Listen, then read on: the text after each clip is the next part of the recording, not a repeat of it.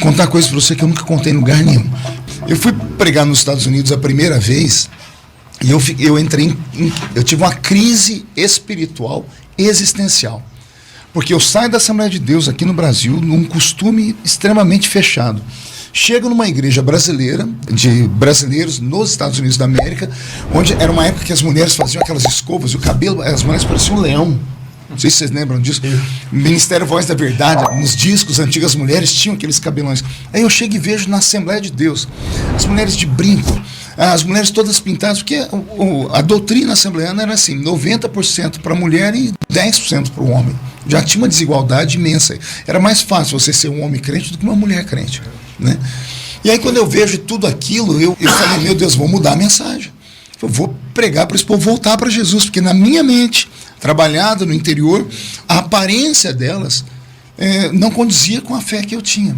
Mas durante o culto eu vi essas mulheres se entregarem em adoração, em unção, e aí eu entrei em conflito.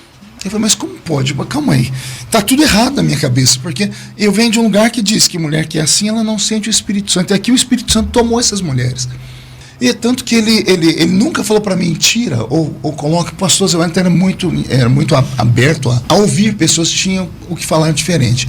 Mas por conta da tradição, a tradição mata, as pessoas não entenderam. Então eu falei, já que não me escutam, eu vou tentar ser o modelo. Porque eu vi o futuro. A diferença de um visionário é esse, ele enxerga o futuro, ele não enxerga só o aqui. O que eu vi no futuro? Eu vi um futuro onde os meus filhos não estariam mais na igreja. Porque a evolução, e quando você começa a estudar e analisar, você é liberto, é automático. E eu falei, não, eu não vou. Como Deus havia me transformado já num ícone para aquele tempo, eu falei, já que eles não me escutam, porque eu fui tentar falar com o meu pastor. Eu fui tentar falar com o pastor presidente do meu campo. Eu tive com o pastor presidente da nossa convenção na época, que eu cheguei com um cavanhaque, e ele olhou assim para mim e falou assim, ô Feliciano, o que é isso aqui? Eu falei, isso aqui é isso aqui invertido. Eu falei, isso aqui é bigode superior, isso aqui é bigode inferior, está no mesmo rosto e brota na mesma pele. Ele começou a rir, porque ele é muito inteligente, nosso pastor, né? Social era muito rápida. Eu falei, daqui a pouco nós vamos ter um conflito de gerações, e essa geração vai achar que a unção de Deus, porque Deus me usa, está na ausência de uma pulseira. Por isso eu fui o primeiro a colocar essa pulseira. Meu braço é deformado, que é uma pulseira enrijecida. Eu tenho aqui sinais no braço. Eu fui o primeiro a colocar, e coloquei por quê? Para tentar mostrar aos poucos que a unção não estava na pulseira. Aí eu deixei meu cabelo crescer. Aí eu estiquei meu cabelo.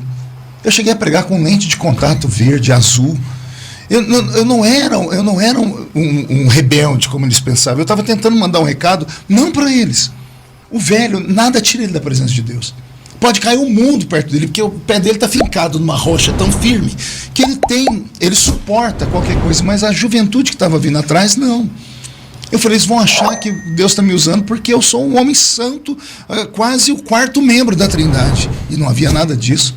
Porque a escolha divina para a minha vida era uma unção especial para esse tempo. Então eu falei, então já que eles não me escutam, eu analisei as perdas e os ganhos, mas eu pensei, no Brasil naquela época nós tínhamos 160 mil templos da Assembleia de Deus. Eu já tinha corrido do Oiapoque ao Chuí, sabia que cada Assembleia de Deus era de um jeito. Vou contar coisas para você que eu nunca contei em lugar nenhum. Preguei uma vez em Minas Gerais ali, e o culto foi uma glória, uma igreja muito ungida. Aí o pastor nos chamou, como é de costume, fez a mesa de jantar, e quando eu estou lá vendo aquele jantar, eu sou muito expansivo, né, brinco muito, eu olhei e senti falta da Coca-Cola. E quando estava todo mundo sentado, eu falei, pastor, cadê a Coca-Cola? Criou um clima na mesa, eu senti um clima que as pessoas abaixaram a cabeça. O pastor só deu uma olhadinha para um, para outro, foi saindo todo mundo da mesa. Quando estávamos só nós dois, ele disse, como você faz isso? Você vem pregar na minha igreja? Eu abro as portas para você e você vem pedir Coca-Cola. Poxa. Aqui no nosso campo, eu proíbo Coca-Cola. Ele andava com uma tampinha, que era de latinha, a gente chamava, no interior de São Paulo, chamava bilinha. Ele tirou do bolso e me mostrou que tinha cafeína na Coca-Cola. E a cafeína viciava. E ele disse que por conta disso era pecado tomar Coca-Cola naquela igreja. Eu preguei uma vez numa igreja, eu fui pregar em Embu das Artes, São Paulo, nosso ministério. Me buscaram na rodoviária, quando me levaram na casa do pastor. Quando o pastor abriu a porta e me viu de calça jeans, Ele olhou para os obreiros saíram todos da sala. Ele falou, como é que você vem aqui na minha igreja de calça jeans? Eu falei, mas qual o problema? Ele falou, não, você é pastor assembleiano. Você tem terno? Eu falei, tem, então entra no quarto ali, troca, coloca o terno que aí nós vamos conversar. 2 semanas depois fui pregar no Rio de Janeiro. O culto, uma benção, no sábado, domingo de manhã, fui almoçar no apartamento do pastor, terminei de almoçar, sentei na sala, o pastor foi lá no quarto, pegou uma sunga e jogou em cima de mim. Para que isso, pastor? Coloque aqui que nós vamos tomar um banho de praia. Eu falei, não, pastor, não. Ele falou, não, o quê? Se você não vai colocar, então você não vai pregar na minha igreja de noite. Assembleia de Deus.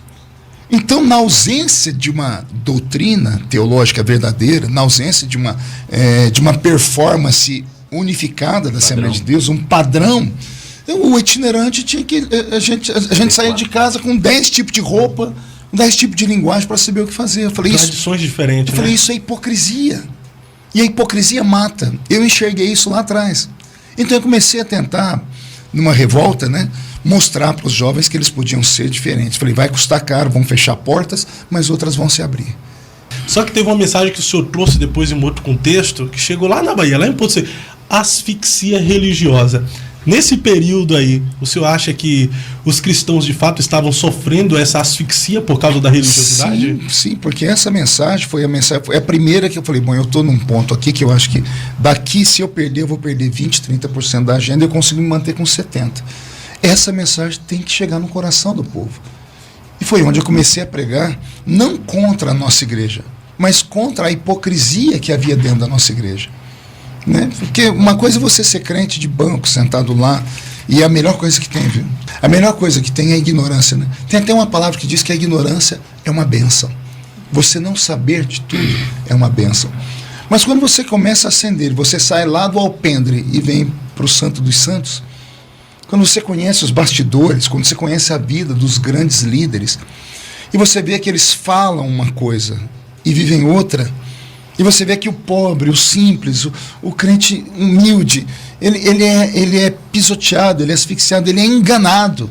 É feita uma lavagem cerebral na cabeça dele, porque sem a lavagem cerebral a pessoa não vai dizimar, ela não vai ofertar, você não vai ter o seu reduto, o seu rebanho, você não vai poder guiar o povo para cá ou para cá. Né? Então, em nome de tudo isso, eles sacrificam vidas.